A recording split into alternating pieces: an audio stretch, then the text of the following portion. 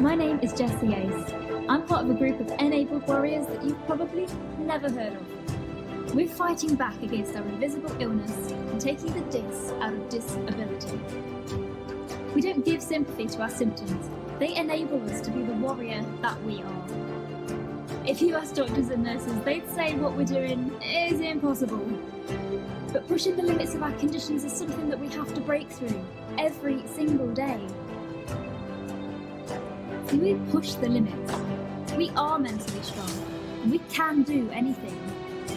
The question is, how far can we push those limits? This podcast will give you the answers. I'm Jessie Ace, and this is the Disabled to Enabled podcast.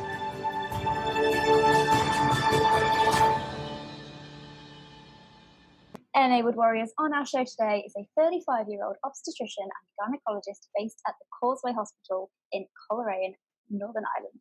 In 2015, he's busy working in his antenatal clinic, and he noticed that his eye was starting to feel like it was bruised. After being sent to the opticians, he was told everything was fine, and so went back to work as normal. But then more symptoms started appearing, and being a doctor, he leaped into action, obviously, and dived into an MRI machine via A&E. The test confirmed what he thought, multiple sclerosis, but that didn't stop him. After finding the work of George Jelinek Overcoming MS program, he went straight in, changing his diet and lifestyle habits and adopting that program. He's since become a medical advisor for the OMS program and does regular fundraising for them in between doing shifts in the hospital, of course. Enabled Warriors, please help me in welcoming the amazing Jonathan White, everybody. Woo! Hey, how are you doing, Jonathan? Welcome to the show. Hi, Jessie. Thank you very much for having me, for that very glowing introduction. I'm very pleased to be here. Awesome. So let's get straight in by discussing what happened that day when everything kind of hit the fan, because your first symptom came completely out of the blue and you started to feel like your eye was bruised. I've not heard of that before. Yes. Kind of like you've been punched. Can you tell us about that? Yeah, absolutely. So I was in a really busy antenatal clinic in an area, a very deprived area of North Belfast, and all of a sudden I just felt sort of a vague pain, like a dull ache, and the only way I can describe it would be as if I'd been punched or bruised in the eye. And it was much worse when I moved my eye a certain direction, and I was aware maybe just a very slight change in the colour of my vision, but not really, the acuity or how well I could see. And all of those things are actually quite commonly described in what I had, which is optic neuritis.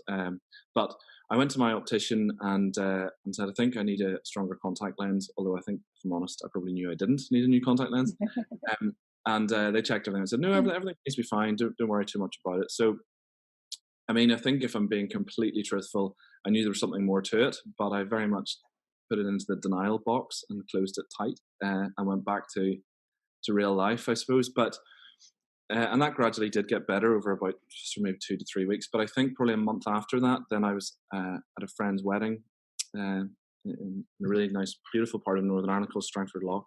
And I was sitting during the ceremony, and I noticed that when I bent my neck, I had this really intense buzzing, sort of like phones ringing in my pockets from about the belly button down. I thought, that really is not good. That can't be normal. I've got to do something about this. So as you said, I went down to my local A&E and said, I think I've got MS. Can I have an MRI, please? So they very kindly agreed to that. And I was in the MRI machine, or the electric coffin, as I like to call it. And I'm not a huge fan of them, if I'm honest. I don't think anybody is. I mean, it's not the nicest of things. It's not fun. And you start to hear voices in the buzzing of the magnets and things. It's all a bit freaky. But so I had my MRI, and I was seen by the neurologist, and they said, there's some inflammatory lesions in your brain and your spinal cord. It could be MS, 50-50. We'll scan you again in 6 weeks. If there's more activity on the scan, then that makes the diagnosis, and that would enable you to be eligible for treatment. And that's where it all started, really. Wow. So in that 6 weeks then, scary time, or was that a kind of rational doctor head kind of coming out going, right, okay, this is what it is, that's fine, let's make a plan type thing? Yeah. I think you can be as rational and as doctory as you like, but being faced with the potential diagnosis of multiple sclerosis, which is an incurable chronic progressive neurological disorder, I certainly was scared, and I had fear, and there was an element of sort of, well, we don't know anything yet. Let's just wait and see. Mm. I certainly had the feeling that it was going to be MS. And weird how these things happen. The night before I went to get my diagnosis, I was watching TV. I'm a really big fan of Grand Designs. You know, the show I love that show. Yeah. Show. And the guy who was the subject of that week's show had MS, and I thought, that's it. I know it. I just knew it. Yeah, it was a very, very scary time. I can imagine, yeah. And I mean, it is kind of for anybody, but I mean, being a doctor as well, it must have been difficult kind of thinking, well, I've now got to go and be in this busy hospital and, you know, kind of talk to other people about that sort of thing. And it must be quite strange knowing that it's all going on in you, Yeah, would you say? absolutely. And so, in a way, the decision was made for me. So I was told not to work. And in fact, so in fact, I was actually off work for over 2 years after my diagnosis because, you know, I was working as a surgeon essentially before I became unwell. And I had a lot of sort of dizziness and balance issues. I had cognitive problems. I wasn't capable of looking after people. And I remember a really good friend of mine said at the time, you can't care for other people until you care for yourself. And I sort of had to embody that very begrudgingly, that I was not able to look after other people until I had me right. Yeah. So yes, it was difficult, and it was probably more difficult for my wife because she is also an obstetrician and gynaecologist. We're very boring. Oh. We met over a cesarean section, literally. But I love that. yeah, we did in the hospital that I now work in. So she was the one who was having to go and saying, well, where's Jonny? Why is he not here? I'd never had a day off sick in my life, and we decided really early on that we were just going to be honest. Because it wasn't hard for me sitting at home. It was harder for her having to lie to people continually, and she never did. She's incapable of lying, actually. So she, Jenny was very upfront, and we said, this is what this is. And I really think that helped to ease the burden for both of us, actually. It wasn't an extra thing to have to deal with. It was there, and you know, I continue to be very open with all people I work with, and even some patients if it's appropriate to tell them about my diagnosis. I suppose the odd bad day, you know, where I feel a bit foggy or whatever, and I know it can happen to anybody, but it's always much worse when you think it could be something impending with your MS. But yeah, there is that, and I have to be mindful of how I, you know, take on work and stress and load and things. And yes, there is still that slight stigma attached. Most people see that, touch wood, 4 years down the line and I'm better than ever. But there is definitely you tell them they've got MS and they do that. Oh, and that is the worst. Head tilt. Yeah, absolutely. That is the worst. I can't stand pity. It makes me really uncomfortable towards me. So yeah, that can be difficult because there's a lot of people you work with who think they know what MS is. Believe it or not, there are many doctors out there who do not know anything about MS. Oh, believe me, I know. Yeah, I've met a lot. It's ones that don't work in neurology. So lots of people I work with don't have a clue about MS. That you know, they knew about the MS that they read in a textbook 10, 15, 20, 25 years ago. It's a very different condition. Changed a lot since then as well. Absolutely. You know, the natural history of the condition has changed.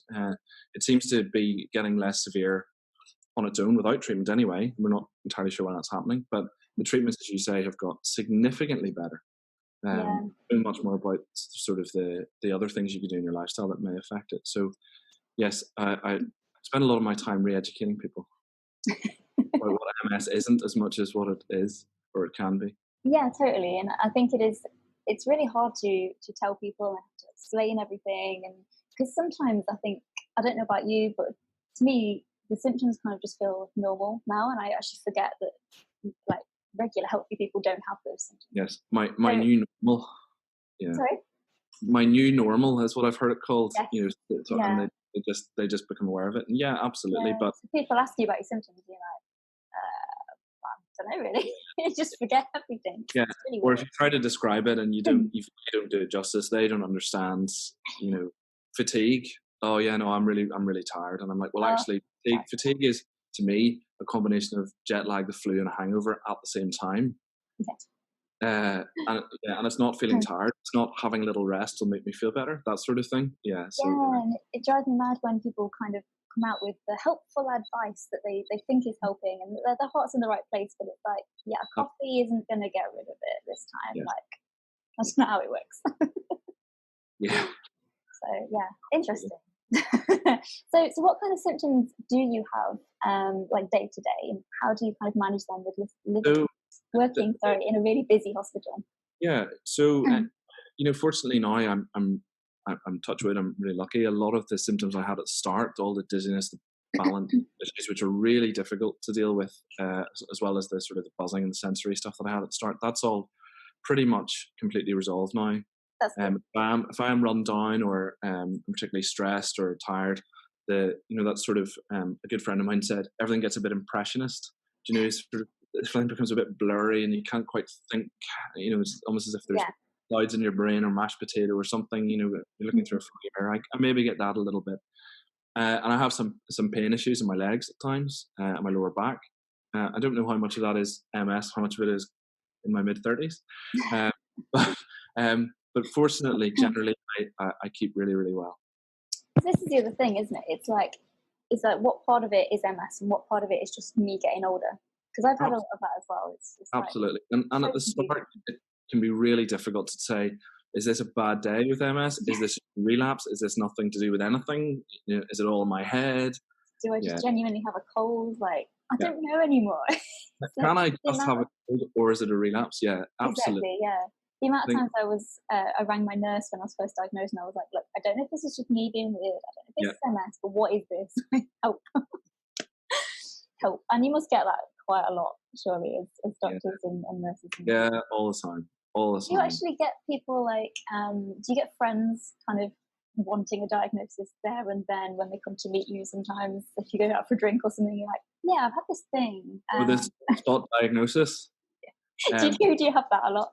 yeah, so when you first qualify, and you know a little about lots of general things, people love doing that, and you quite enjoy it because sometimes you'll know the word or the name or the test. Yeah, to show off a little To bit. be honest, having not done general medicine for almost 10 years, I'm only of any use to you when it comes to gynecology, and there's not many people want to talk about No. that.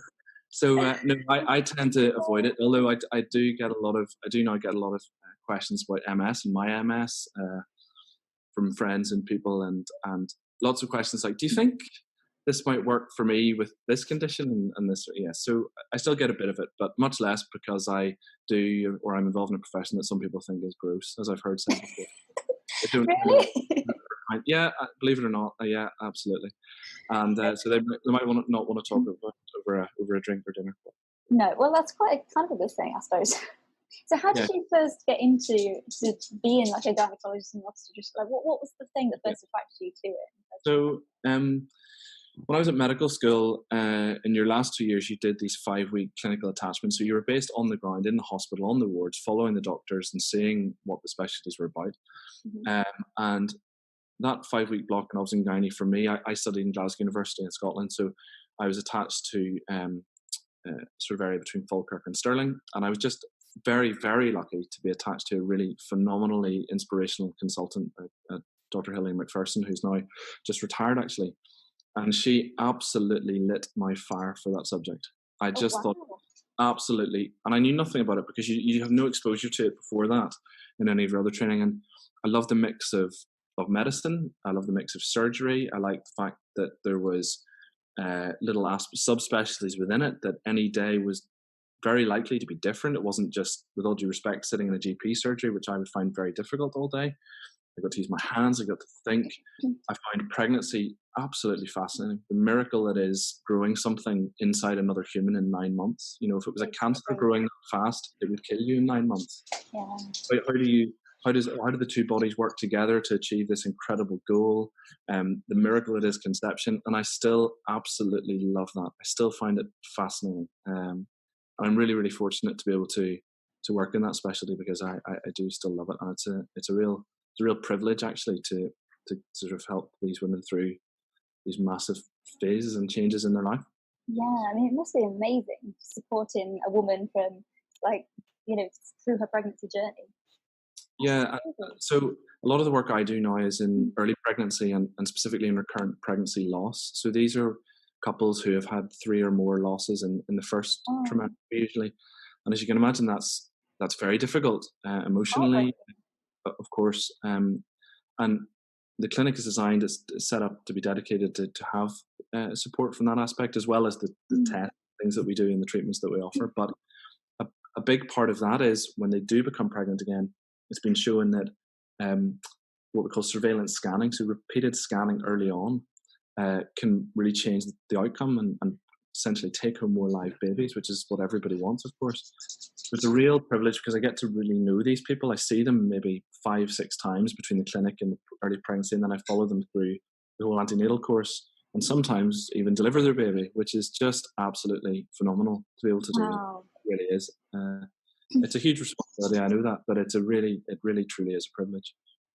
That's amazing. That really is. And especially amazing that you met your wife doing that as well. Yeah. That's insane. Yeah, the chat over the dinner table is pretty boring, I have to say. Um, yeah, it is. It's one of those things where fate conspires against you. You know, I wasn't supposed to go to that hospital that year, but Oh, I no there way. last minute, and I was cross about it because I'd already been there before and I didn't want to do it again. And on the first day, that's when I met my future wife.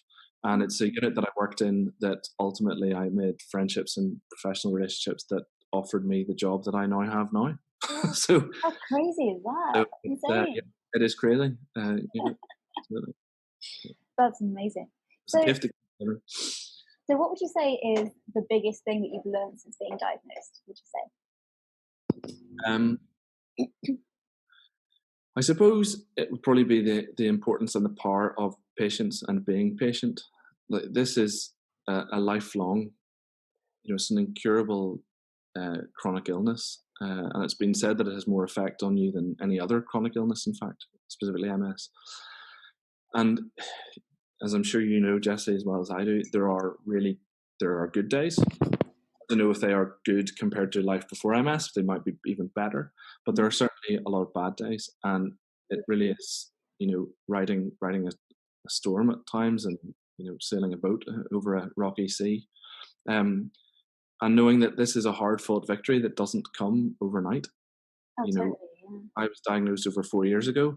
Am I completely normal, inverted commas? No, I'm not. Still, am I hundreds and hundreds of percent better than I was when I was first diagnosed? Absolutely, yes, I was. And do I still have days that are not so good? Yes, I do. But I know that the day after might be even better.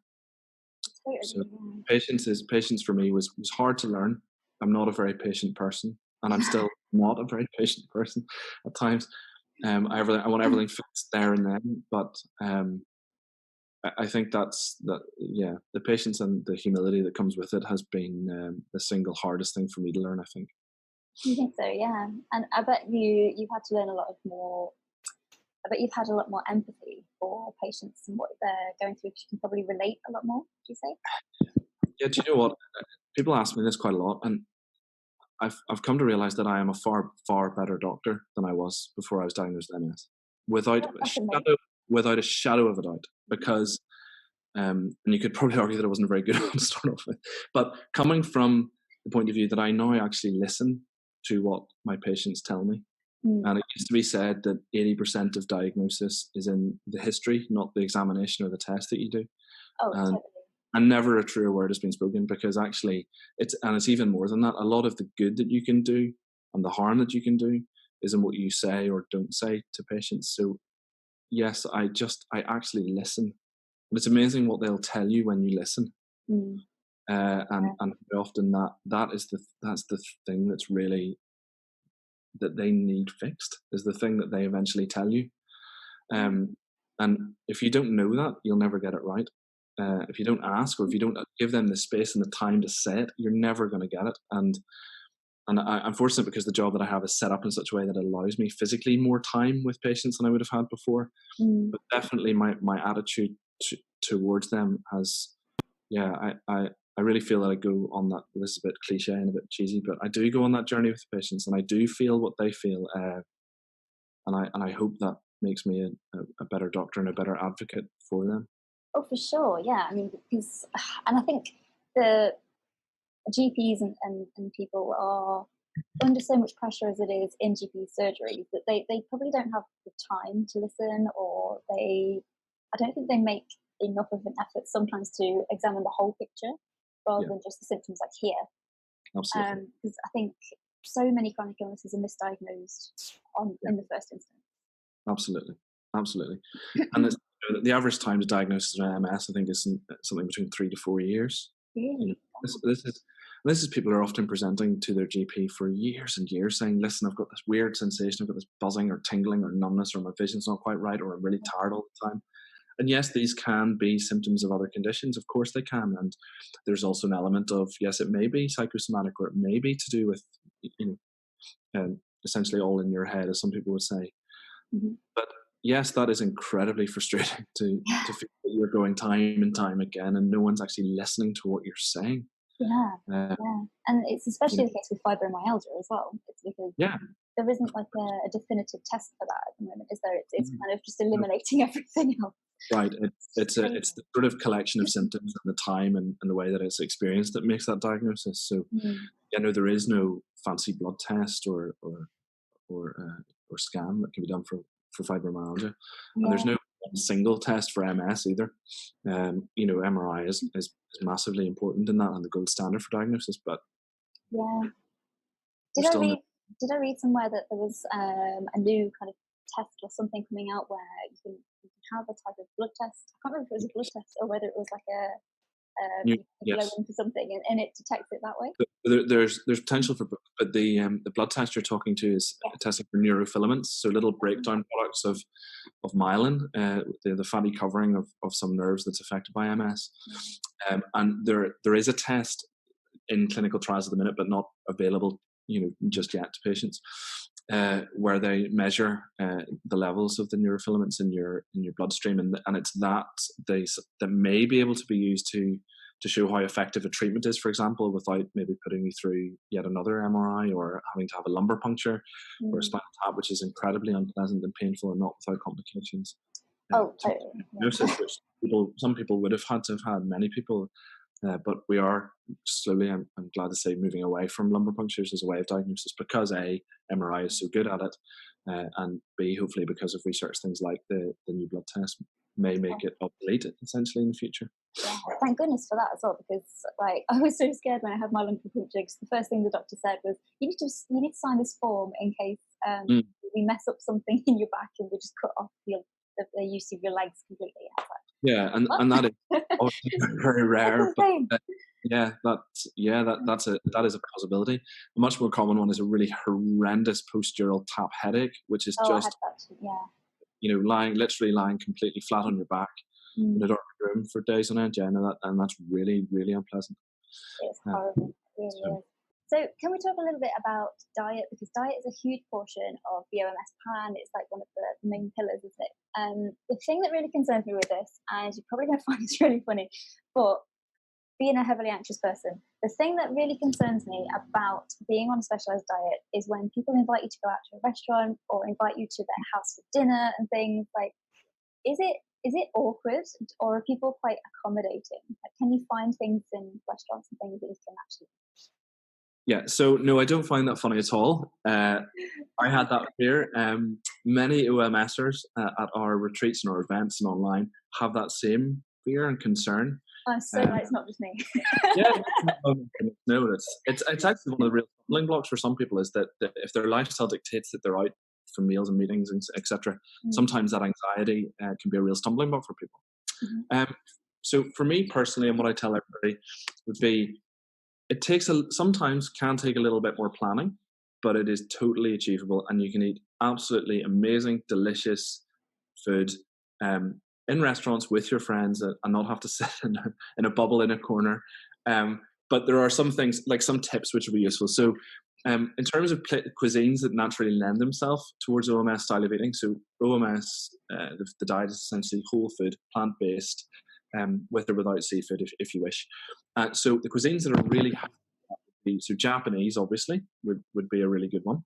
Anything Mediterranean is a good one. So Southern European is your friend. Northern European can be a little bit difficult because it's very dairy reliant, as I found when I went on holiday to France.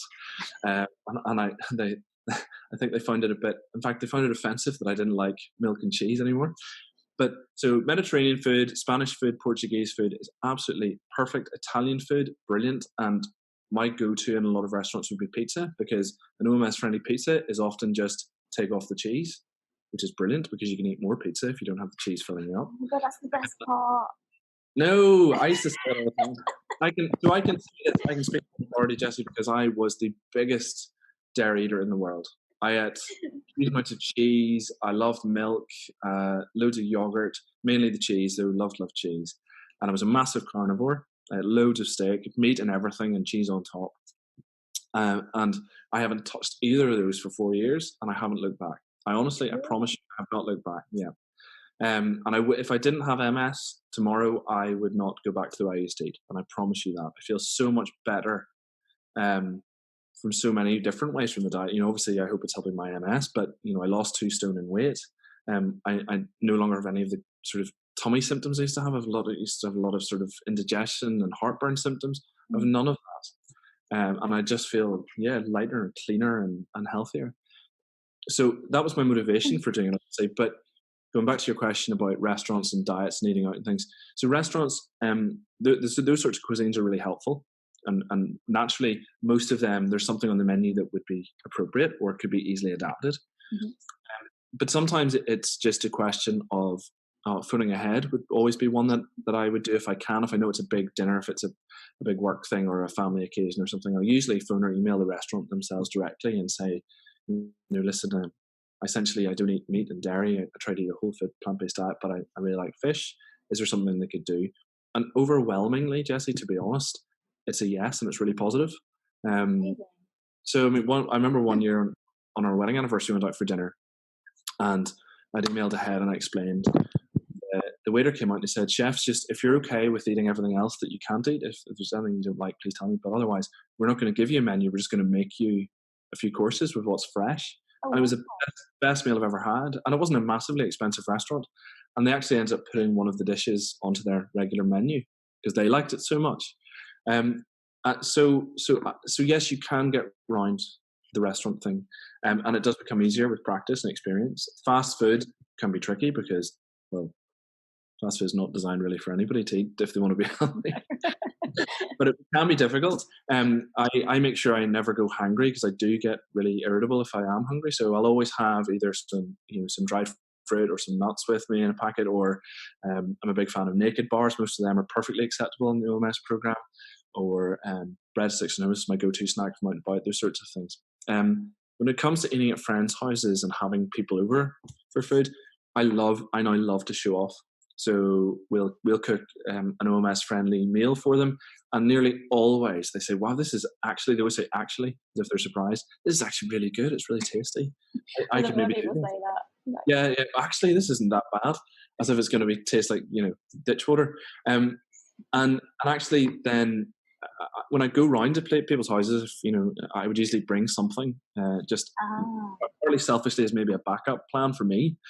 But also to let other people try it. And do you know what? I love this lifestyle. I love the food. I love the food that I eat. It's so much more enjoyable and colourful and tasty than the processed nonsense I used to eat 3 times a day for many, many years. So, if that's the fear of going OMS food-wise, don't let it hold you back, because once you do it, you won't look back. And as I said, I wouldn't change it now tomorrow. Yeah, that's really good to know. So thank you so much for that, because I think for a lot of people, that is the kind of the main option. Like you say, it's like, well, how am I going to negotiate that in other places and stuff? And we have loads of tips and hints and things like that. But the take-home message is, once you get your new routine, it becomes very easy. I don't think about it every day. It's not a problem.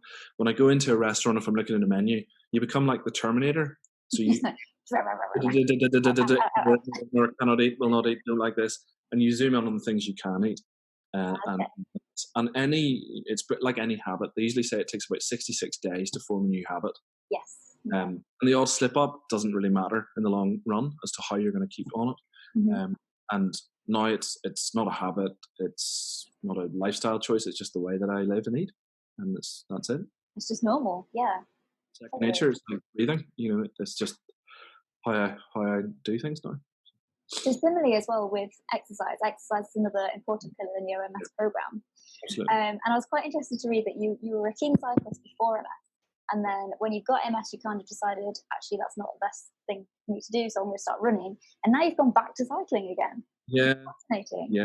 So MS decided I shouldn't be cycling. The dizziness and the balance would have made cycling a little bit interesting, I think, for me and for anybody on the road. You're absolutely right. So when I was at university, I used to do quite a lot of cycling, and I cycled around Ireland actually one summer with a friend to raise money for a cancer charity. So I've done a bit of cycling before, nothing ever at any competitive level, but just for enjoyment. And then with the balance, I stopped, and I needed to do something for my mental health, something proactive to show that I could still do things when I felt physically, not as strong as I had. Yeah. And also I wanted to raise money, and I wanted a goal to aim at. So, and believe me, I am not a runner. I still am not a runner. I still hate it. I don't really see the point, to be honest. But, and it's given me lots of problems with hips and piriformis syndrome and all sorts of things. But, okay. Yeah, but it got me out there, and I went for a 5K and then a 10K and a half marathon, and I raised lots of money for OMS, and that was great. And I had, a target to aim for and something to achieve, and that was fantastic. But I knew that the hip thing was just not great fun, so I went back to cycling. My balance had got much better. I did a lot of neurophysiotherapy and balance exercises and the funny eye exercises that you do, and got things back on track. And I felt, I could try this again. We'd moved to the north coast of Northern Ireland from Belfast, which is like any big city. It has its nice bits and its not so nice bits. The north coast is just absolutely beautiful. We live essentially on a farm surrounded by fields. We're 3 miles from the coast, so the cycling here is so beautiful, and it's much safer because there's much less traffic. So I thought, well, I really want to get back into this. So I started again in May time, and my biggest issue now is it's not that my legs aren't strong enough. It's my back gets too sore when I'm cycling. And I don't know if that's just because I'm getting old, or I need some more yoga or Pilates in my life. So I'm going to go down the yoga Pilates option a bit more, and hopefully iron out the kinks in the back and go on from there, because I really love it. Yeah. Awesome.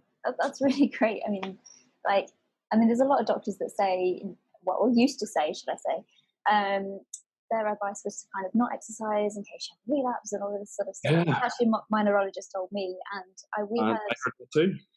We had Dr. Gretchen come on not so long ago, and she said, "Oh no, that's really old advice. Like, you have to exercise now. It's like as important as DMDs almost." Absolutely. There's good evidence now that it's exercise. It has benefits in so many aspects of your general health without MS, but in MS specifically, it has amazing benefits for sort of things. Neuroprotection, so protecting your brain, growing new brain cells, neuroplasticity, which is the essentially rewiring around damaged areas of the brain. All of these things. And I remember reading somewhere that there's 2 proteins that are, I can't remember the names of, that are released in your brain when you exercise. And the analogy that the authors use is it's like pouring Miracle Grow on your garden. Your brain. So whenever it's a really hard hill, or I'm hating the cycling, I'm thinking, it's Miracle Grow, it's Miracle Grow. And of course there's the massive positive effects on your mood as well, of exercise, and the really clear benefits of that. But you're absolutely right. A lot of neurologists now consider exercise formal prescription exercise as important as any one DMD in terms of long-term progression of the disease, perhaps, although it's not fully understood yet. But in terms of quality of life and relapse rates, absolutely, there's pretty clear benefits of exercise now. Totally. No, I think it's amazing. So everybody, listen up, go and try exercise. I know it's hard. Because you're so fatigued, and it's hard. But and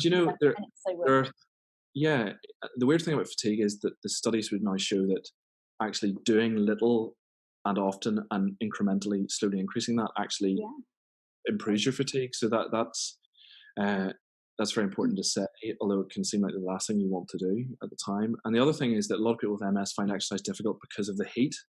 So when their body temperature rises, their fatigue gets worse, or their old symptoms come back, and that's called Utzhoff's phenomenon. And that's actually how they used to diagnose MS, by putting people in really hot baths to see if there's symptoms. I didn't know that. I'm not sure if that's better or worse than an MRI scan, but anyway, that's how Wow, they do it. that's for another day. Yeah, absolutely. But you know, the heat and the impact it has on your fatigue or symptoms can be a really big barrier. And but there are ways around that. So for some Yeah. people, cooling vests or ice baths, for example, it might be swimming as their way of getting aerobic exercise because that regulates your temperature better than running or cycling, for example. Yeah. Or it might be that you do strength resistance training rather than endurance training. So the strength training, weights and TRX and those sorts of things don't Mm. tend to increase your body temperature as much as, say, running or cycling would. Um, and that's the way around it for some people. And usually our message at OMS is no matter what your level of ability or disability, there's nearly always something that you can do exercise-wise that we know can improve your quality of life and relieve your Yeah. symptoms. Yeah, definitely. So we have a couple of I can never say this word, gynecology related questions Uh-huh. from our Enabled Warriors group on Facebook. Yeah. So we have firstly from Gina Johnson. Okay. She asks, many women have heavy bleeding after a child, and their options are a hysterectomy, medication, or an IUD. Mhm. She says she'd love to know more about this. Is there a reason why that this is, and is there anything that women can do organically? Yeah, so that's a really good question. You're quite right. For many people, their menstrual cycle does change after they have a baby, and there's probably a few reasons for that. It could just be that the actual architecture, the shape of the womb has changed. The stretching that the baby has resulted in has caused a change essentially in the lining of the womb. That can be enough to cause a change in their periods. It could be that as they're you're more likely to have a change in your menstrual cycle due to hormonal change, and also there are some structural things that can develop inside the womb that can cause a change in the bleeding. So, for example, polyps or fibroids would be two common causes. So that's sort of why it happens. Mhm. With regards to what you can do about it, absolutely, there are so many more options than there used to be. It used to be the real treatment was just a hysterectomy, but hysterectomy is very well, it's very rarely done for period problems per se, and in fact it's advised now that it's considered right at the bottom of the list before it mustn't be considered really until you've tried lots of other things. So Mhm. yes, there are the hormonal pills, the mini pill or the combined pill. There are the injections and things that you can use, or the little implants that can reduce the amount of bleeding, although it can make it more irregular, so it can cause different problems. The IUD, so the Mirena coil, is extremely effective at treating bleeding problems. About 85% of people who use it for that will find that they either have no bleeding or much lighter bleeding. So it's very effective, and for that reason, we're doing many less hysterectomies because we don't need to. There's also another treatment you can actually burn the lining of the womb directly as a way of treating it, and that's also very successful. So there's many more options medically than there used to be to treat it. So hysterectomy is right at the bottom of the list now. Yeah. In terms of what you could do to treat it naturally or organically, it's hard to say because the levels of evidence aren't as high as for the medical treatments, which is often what you find with lifestyle-based interventions. But Mhm. some key things that would be really important: making sure you're getting enough iron. So if your bleeding is heavier, you're likely to be losing more iron with each cycle, and you could be potentially developing anemia. So making sure you get enough iron, whether that be through your dietary sources. So um, meats would be the typical sources of that, but you don't need to eat meat to get iron in your diet would be a very strong OMS message. Many of the green leafy vegetables are very high in it, and many of the beans and pulses and legumes too. So that, or even a supplement of iron if required. And also vitamin C is really important in regulating bleeding and clotting. So that's a really important thing to have as well. There's some evidence about ginger and ginger root with regards to reducing bleeding. There's a small study from Iran that showed that it was of benefit and made periods much lighter. But what I would usually advise is that if you have any concerns about your periods or changes in your cycle, or worrying new symptoms, that you should really just first instance speak to your GP and take their advice and see if any further investigation is needed. Yeah, definitely. Always consult your GP, guys. Always. Absolutely. Super important. So Sophie Brody got in touch as well, and she said, "What should I consider as someone recently diagnosed with MS who wants to have children in the future?" Now, this question comes up a lot in the Enabled Warriors group. So she says, in terms of treatment, supplements, diet, and exercise, like this, the stuff to discuss with a partner. So what should Yeah. she consider? Yeah. So that's a massive question, really, isn't it? It is a massive That's and question. of course it is, and rightly so, because you know almost 3 times as many women as men are diagnosed with MS. It's at a time in their lives, usually in the 20s to 40s, when they're thinking about starting a family and having children or more children. And there's so many things, the illness itself, what happens if it progresses? Will I be able to look after children? What if I start different treatment options? How will that impact? So it's an absolutely massive issue. Yeah. And it comes up in lots of the work that I do all the time. So the things that are really important to remember, first of all, if pregnancy is right for you, then it's probably not the MS that should stop you. Okay. Mm-hmm. It used to be this horrible paternalistic thing, oh, you shouldn't really have children, you have MS, without any basis at all. Because in fact, from a scientific point of view, we know that it significantly improves MS symptoms and relapse rates while you're pregnant because it turns down the immune system. And we think in the long term that pregnancy has a positive impact on this disease. So there's a lot to be gained there. Breastfeeding, as an aside, incredibly important if it's right for you, because we know not only will the breastfeeding protect you from an MS relapse after the pregnancy, but it also reduces the risk of your child getting MS by 50% if you breastfeed for 6 months. I mean, that's massive. And that's something that lots of women can do with the right support. Mm-hmm. With regards to diet, if somebody's following the OMS diet, for example, there is no concern. People always get concerned that they suddenly need meat during pregnancy or that they have to start taking milk again. No, that's absolutely not correct. In fact, the guidance from many of the bodies in obstetrics and gynecology is a diet not far off a whole food plant-based diet. Yes, you do need to be careful that your iron levels don't drop. You do need to make sure your calcium levels are high enough, but there are many plant-based and whole food sources of that, so you don't need to worry about meat. So, the take-home message about pregnancy, by the way, is it's not eating for two. It's probably no, sorry, it's not true at all. It's probably at term you need an extra 200 calories a day, and that's it. So that's like a digestive biscuit. So you don't need to eat for two. You do need to be really careful about your vitamin D in pregnancy. So in somebody who is pregnant and has MS, vitamin D is extra important. So not only is there the impact on your MS, as your vitamin D level will naturally drop in pregnancy, but there's also the pregnancy itself to consider. So we know that if you're vitamin D deficient, it triples your risk of miscarriage. So it's really important. And also, vitamin D levels seem to be really important during the pregnancy in terms of protecting the baby from preeclampsia, a condition of blood pressure in the pregnancy. And there's some evidence about growth and actually about bone growth as well. So vitamin D is a massive one. If you love exercise is great. There's no reason to stop exercising in pregnancy. You may have to adjust things slightly, and obviously we wouldn't advise being a black belt in karate or judo or something and taking abdominal trauma on a regular basis. But generally, if it's, yoga or running or cycling or something like that, there's absolutely no reason that you can't continue to do that in the pregnancy itself. Absolutely. That's brilliant. Just going back to the vitamin D really quick, what would you recommend as a kind of daily sort of amount to have?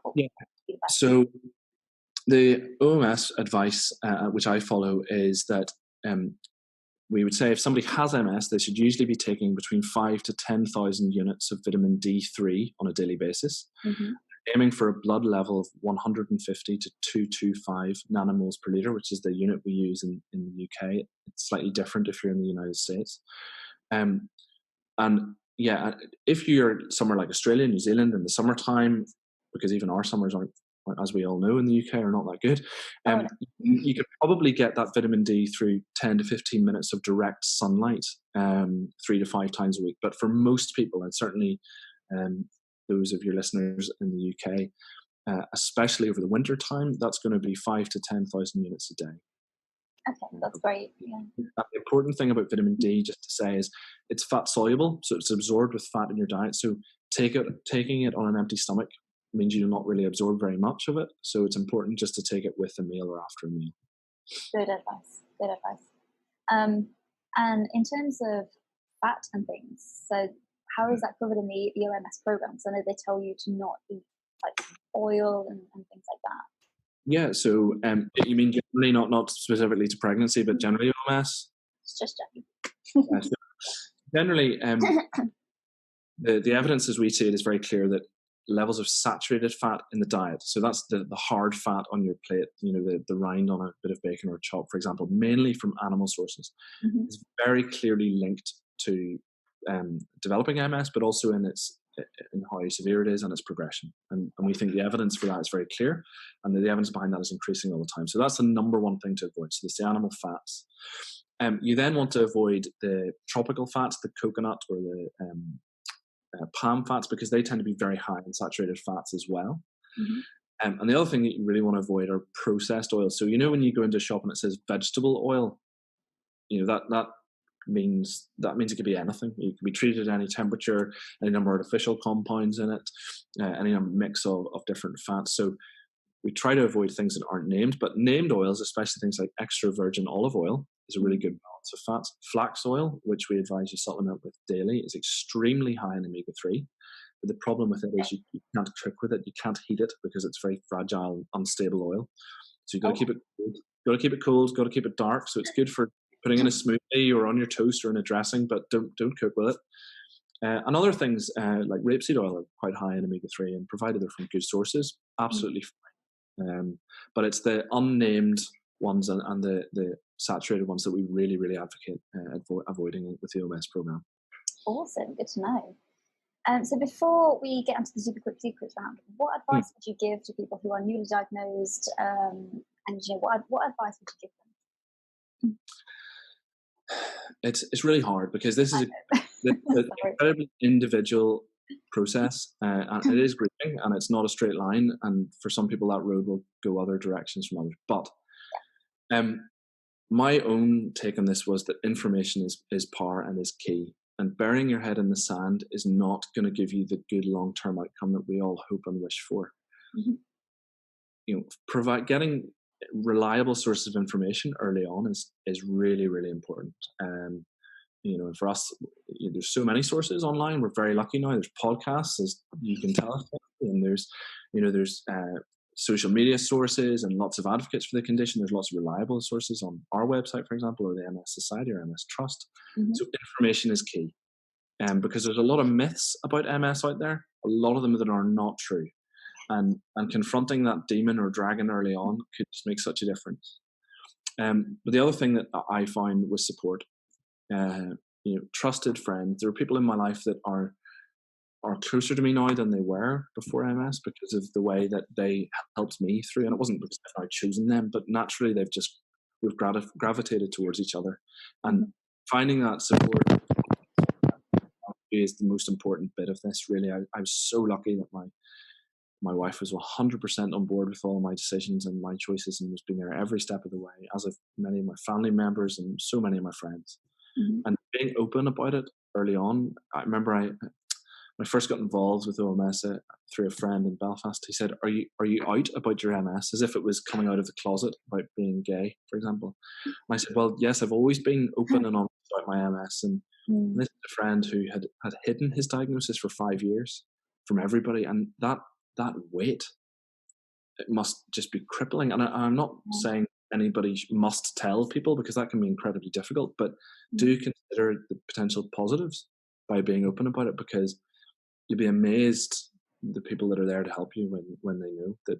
Yeah, definitely. And also don't be kind of shocked if some people actually move away from you, and don't try to pull them back. Just let them go.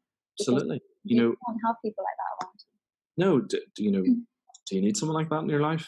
I'm not sure. There are people that I know have sort of naturally fallen away from me, maybe because of MS and how I've responded to it and the way that I've changed my life. And well, unfortunately, that's their problem. As I once heard said, what other people think of you is none of your business. Totally.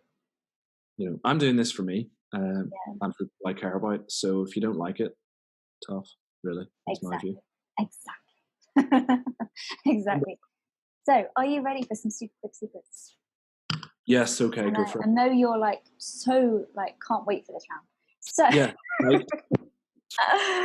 So, okay, NA Warriors, we've talked about some heavy stuff today. Let's have a little bit of fun before we go. This is the part of the show where we find out a little bit more about the personality of our guest. Super quick secrets. Are you ready for this, Jonny? I am ready. Let's go. Okay, most inspiring book that you've ever read? I'm going to be honest, it's got to be George Janik's Overcoming Multiple Sclerosis. And I would say that, but it literally changed my life. But can I also add a couple of just my favourite books really quick because I love them? Go for it. Yeah, so Animal Farm, I think is absolutely amazing. Picture of Dorian Gray, absolutely class. And Lord of the Rings, love them all. Awesome. That's awesome. And you can actually go and get the OMS book for free if you are in, what was it? UK and America, was it? Yeah, and also in Australia and New Zealand, there's a scheme there too where it's free. Absolutely. Awesome. Okay, what is the weirdest thing that you've ever done? Definitely got to be something gross and gynae related. Perfect. Go for it. Except that it's very common for people after childbirth to have prolapse, so their womb starts to come down. That can cause really horrible symptoms. There are lots of treatments for it. This particular lady who lived in rural Canada had chosen to use potato as her form of treatment for it, and it had taken root and started to grow in a place that you wouldn't normally find a potato, and that's all I can say about it. Wow, that's fascinating. That was pretty weird. Yeah. That's fascinating. I mean, you must have so many stories like that. Yeah, I haven't. But I can't tell them to polite audiences. No, it's fine. So and also, never break confidentiality as well. Sorry, just say that again. I would never break confidentiality either, so there's no names or places involved. Amazing. What is your most favourite place that you've ever visited? Wow, my words messed up totally there. Yeah, so my favourite place I've ever visited, I can't pick between two. One is South Africa and one is New Zealand, both of which are just amazing countries that I was lucky enough to spend some time in. And I just can't separate them. I could live in either one if I was allowed to, if it would work. What would you say is the scariest thing that you've ever done? Without a shadow of a doubt, great white shark diving into South Africa. Oh my gosh. Yeah, that was mental. I would never do that again. I was young and stupid. That's truly terrifying. Touching a shark is a very exhilarating experience, but it's not one I would do again. Oh wow. Okay. Where can other warriors find out more about you and what you do?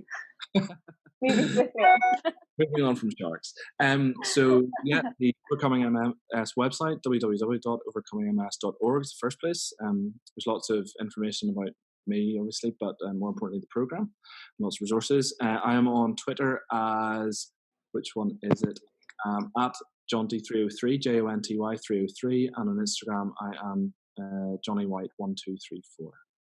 Awesome. So warriors, please go and connect with Jonny because he's amazing. So thank you so much for coming on the show today. We have learned so much from you, and I'm so grateful to have spent some time with you today. So remember, warriors, please go and check in with Jonny on his social media channels. I'll link them all in the show notes above anyway, so you can go and click on those. Remember, warriors, stay enabled. Thanks, Jonny. See you soon. Thank you very much, Jessie. Thank you. If you want to fight back against your invisible illness and help take the dis out of disability, then join the tribe on Facebook, facebook.com/enabledwarriors. If you love this podcast, click that subscribe button and never miss another episode. And remember, warriors, stay enabled.